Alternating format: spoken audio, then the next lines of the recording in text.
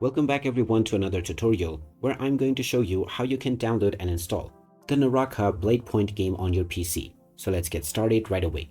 First of all, open up the Steam application on your device, and once you are taken into the store page, click on the search box and then type in Naraka Bladepoint to begin your search. Once you find the game, you can click on it, and this will take you into the game page where you can check out the trailer as well as the reviews.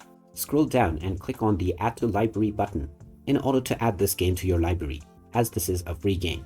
You can then go into your library or click on the Play Now button to begin your installation. Choose your desired install directory and then click on Install to begin. Then you will just need to wait for the download and installation to complete. Once the process is done, you can start enjoying the Naraka Bladepoint game on your PC. So there you have it. That is how easy it is to download and install Naraka Bladepoint on your PC.